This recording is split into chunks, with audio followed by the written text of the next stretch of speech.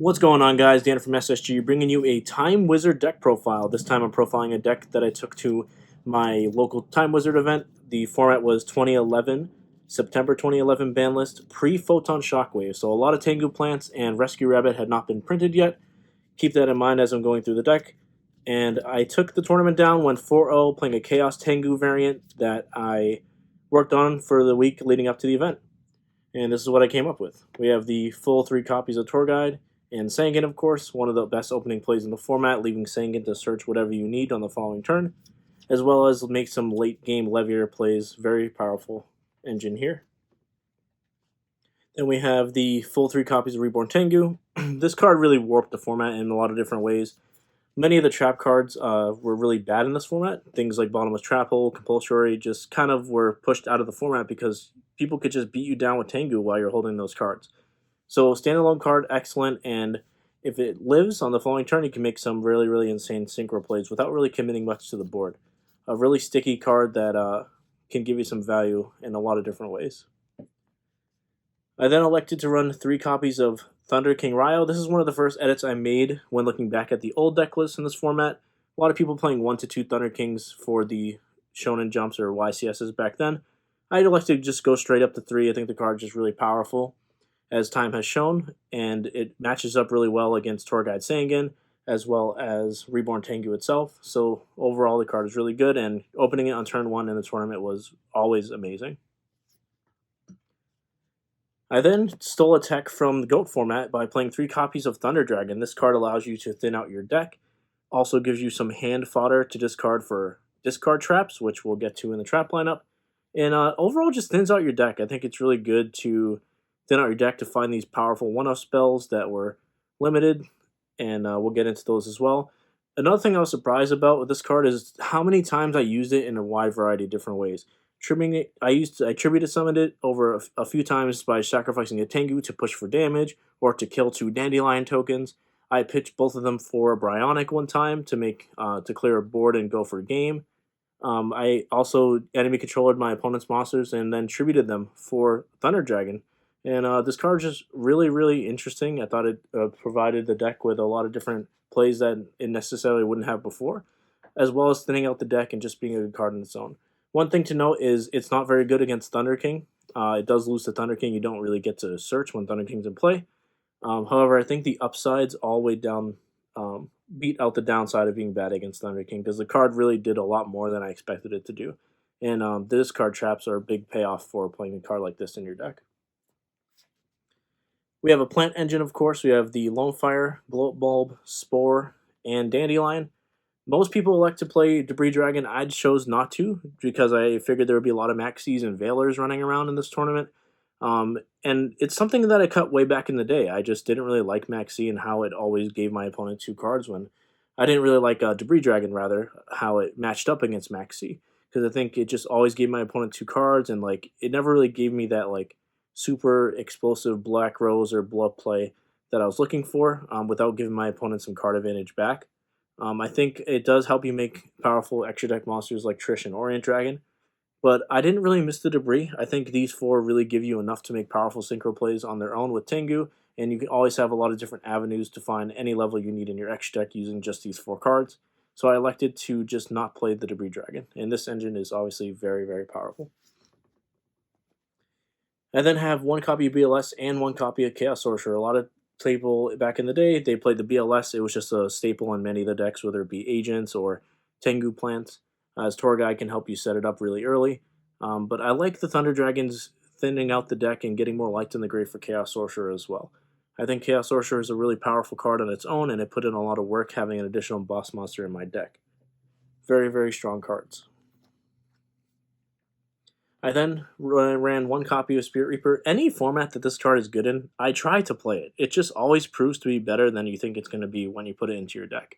There are many times if you're behind it, facing down a Tengu or a Thunder King, or even both sometimes, it just stalls them out, and it lets you kind of work your way back into the game. That happened quite a few times, and having it being able to be searched off Sangan can really just give you an option that for a unique situation that you need. As well as just being an early pressure. If your opponent doesn't have much going on, you can really pressure their hand really quickly with this card, And the card just is really flexible, really powerful card in any format that it's playable in. I always tend to run at least one. Card just very good, and it proved to be very strong in the tournament I played in. We then have one copy of Caius. I think Caius is just a fantastic card in general. I think it's really, really powerful going first, but I found it to be a little bit cloggy back in the day, going second in the Tengu plant decks. And drawing multiple cards is just, multiple Caius is just never a good thing, because you can never really get all of them out onto the board, especially if you don't have something like a Tengu to start. So I think having the one is really good. I didn't really miss the second one, but I could definitely see people playing two, as most of the Tengu plant decks I was playing against had two copies. But one worked out for me.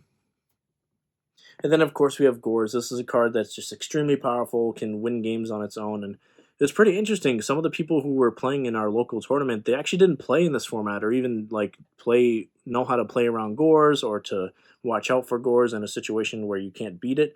It's really important to know how to play around Gorz and not get got by it, because the card can literally just win the game by itself, as many of you may know.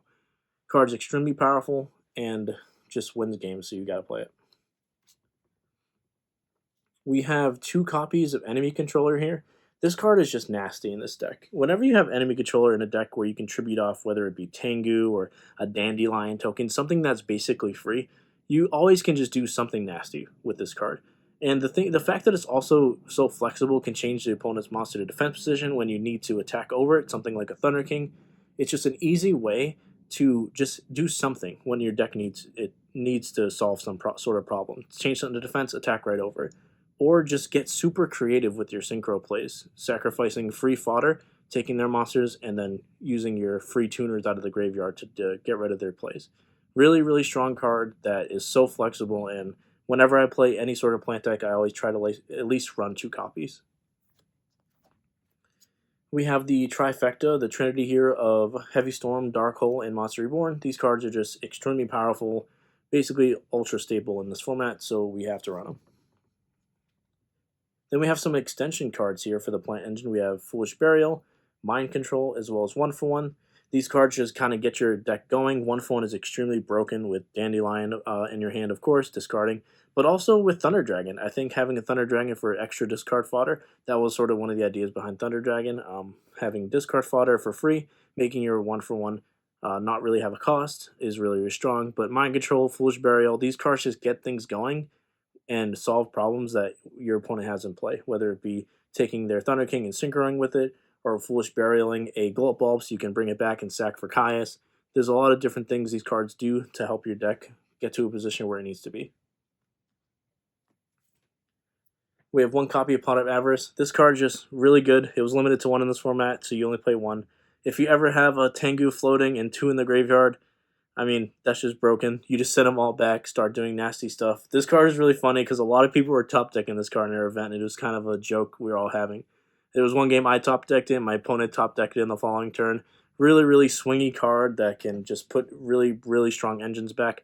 I really like it in our deck because Thunder Dragon can fuel this card really early. There was a time early in the game where I needed to find something. I just ditched all my Thunder Dragons to replenish my hand with this card and just find some gas that I needed. Putting your engines back and finding some great cards. Always going to play Pot of Avarice if we can. In the last card in the deck, Scapegoat. This card is just really busted in this deck, giving so much fodder for the tuners. The plant tuners with this card are really strong, make multiple synchro plays. And this card in combination with Enemy Controller always can do some really nasty things. Card's just very good and should be played in this type of deck. On to trap cards. So the main reason I was running the Thunder Dragons was for 3 copies of Wing Blast. I like this card a lot. This card wasn't really played back in this format, but going back, I think I definitely would play it. It's very interactive, and you can discard for free, whether it be the Dandelion that you search off of Sangan, which happens quite a bit, since when you have the Wing Blast, you can just go and search your Dandelion when you need it, and push back with some really powerful plays using those fluff tokens. But also just discarding the Thunder Dragon and spinning back their Tengu when they go to make a synchro play. The Tengu does not trigger because it's going back to the deck.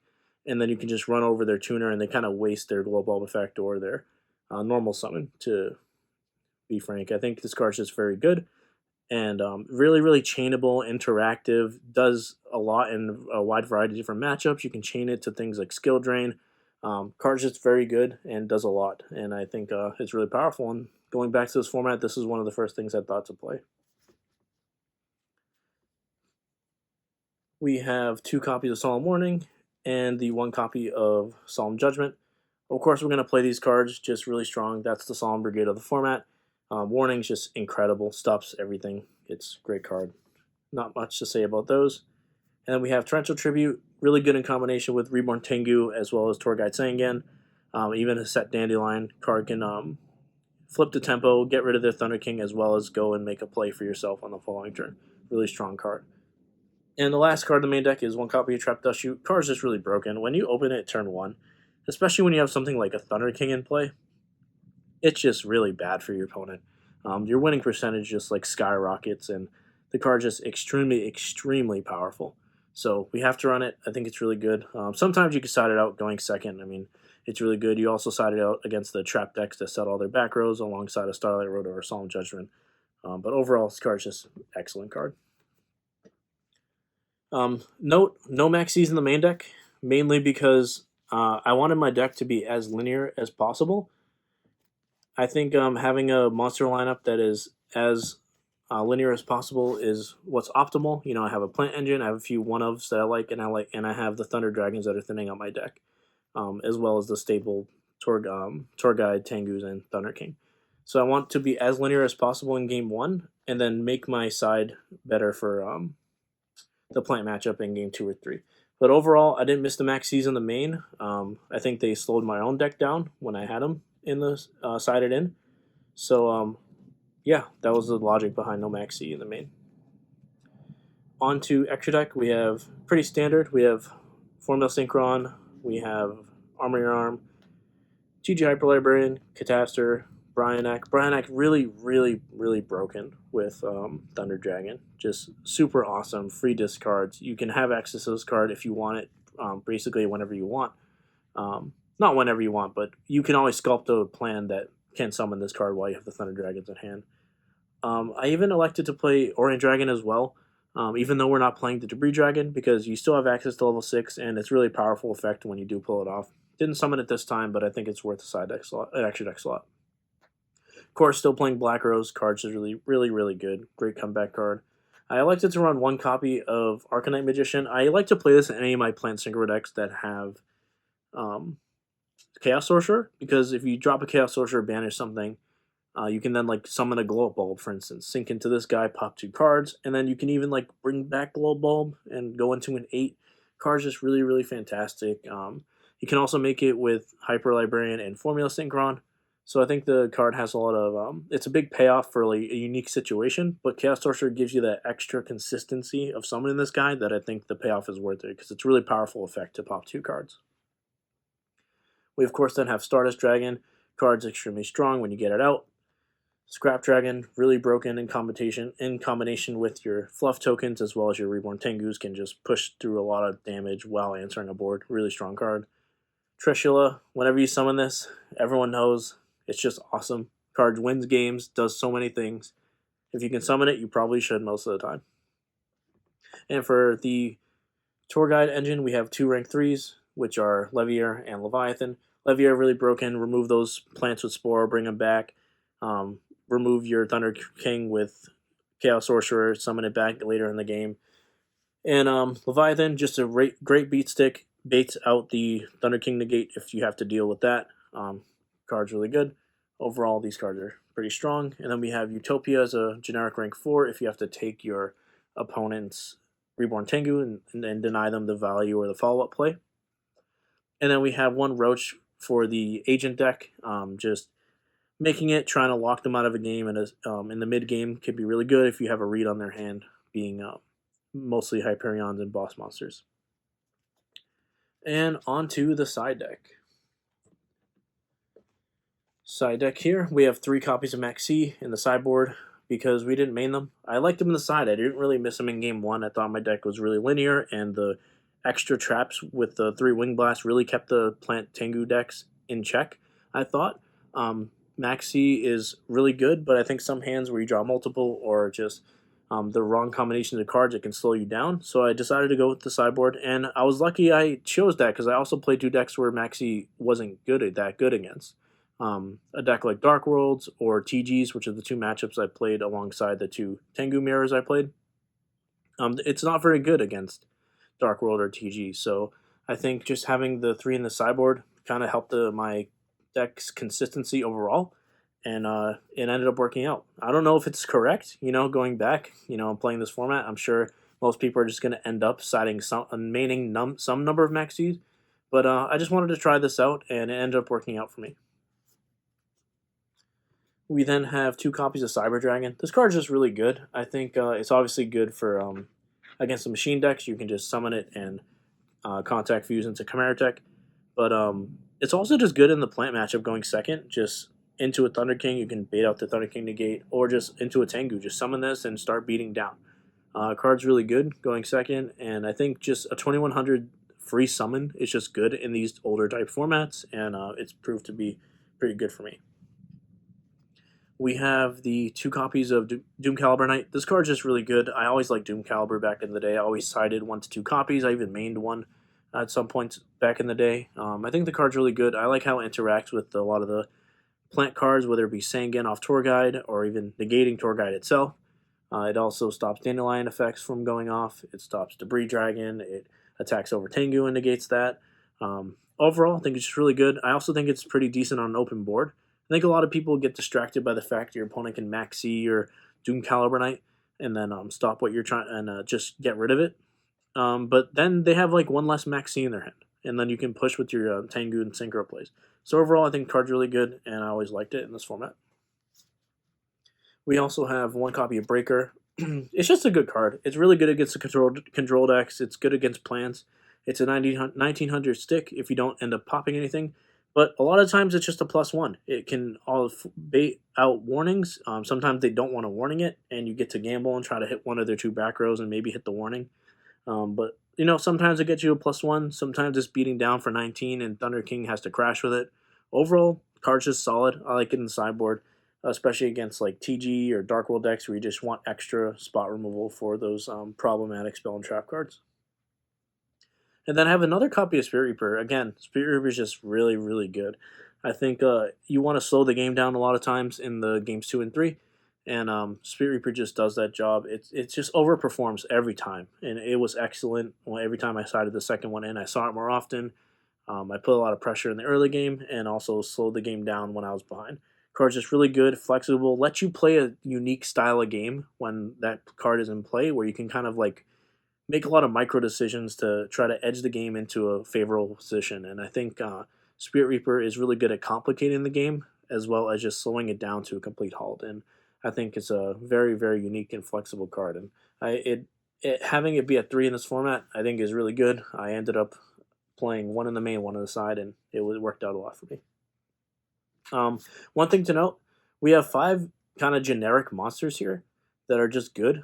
And a lot of times we can side out our plant cards and just go into a chaos control beatdown deck, which I think I did a few times. I did a lot back in the day, but in this tournament I did it once or twice. In the plant matchups, it makes all their maxis and failures dead, while you're just summoning beat sticks and beating them down with generic good monsters, which is pretty awesome. I like that plan a lot. We then have 2 copies of MST. I don't play any in the main, and I actually missed the 3rd against the Dark World and TG matchup that I played, so maybe I'd find a space for it in the main or side a 3rd one. I thought overall this card's just fine. It does what it's supposed to do, but I don't really find it that useful in the plant mirror, especially going first. Going first or in game 1. I like it going second because you can kind of like, if they go Tour Guide Sangan set 1, you can kind of MST their guy and then MST their back row, and then like summon make sure your Thunder King gets through to go after that Sangan they have there, which I think is pretty powerful. So I do side it in against the plant matchup from time to time, but overall I thought 2 was fine. I kind of missed the 3rd against the more grindy back row decks, but that's what I ended up on. We have 2 copies of Shadow Mirror. This is mainly just for Dark World. I ended up drawing it against my Dark World opponent. He reckless greeted on turn 1 or 2, double reckless greeted me, and I somehow slowed the game down to a complete halt by drawing Shadow Mirror, and it made me have some sort of chance in that game. It made me gave me the ability to play back into the game because it's just a complete floodgate, and it's pretty good. It slows them all down and denies them any sort of value, and the card is pretty sweet. It's pretty narrow, which I don't really necessarily like, but I did end up drawing it, so it worked out for me. Then I have one copy of Dimensional Prison. This card actually overperformed. I sat it in quite a lot. I think it's not very good in the main deck, of course, because you're playing against cards like Reborn Tengu. But I think even sometimes in the plant matchups, when a lot of the plants come out, this card can be very good against Thunder King or things like that. But against TGs, you just want to be able to banish the Rhinos or Barbaros or whatever they're summoning against you. Card's just really good in all the rogue matchups and can be good in the side decks. Games 2 and 3 of the Plan Mirror. So I think I would probably go up to 2 on this in the sideboard. Not sure what I would cut, but definitely missed the second one. This card just overperformed. And lastly, we have Chimeritic Fortress Dragon for the Machina Gadget decks and the Cyber Dragons. So that's the deck, guys. This is a deck I took to the local Time Wizard 2011 September Pre-photon shockwave. A lot of fun. I thought this was just the first. This is the first retro event I played in. I've been playing a lot of Edison format, and I don't really keep up with the modern game of Yu-Gi-Oh! So this is a good chance for me to flex some of my high rarity cards, have some fun with some old friends I haven't seen in a while, as well as just have fun. I think that's the most important thing with these retro events. I hope a lot of people are enjoying playing these old formats as much as I am. And let me know what your favorite format is, or let me know what you would change about this deck or what you thought about it. I thought the Thunder Dragons and Wing Blast added a new dimension to it compared to the old school decks. And that's all I got for today. So this is Dan V from SSG signing out.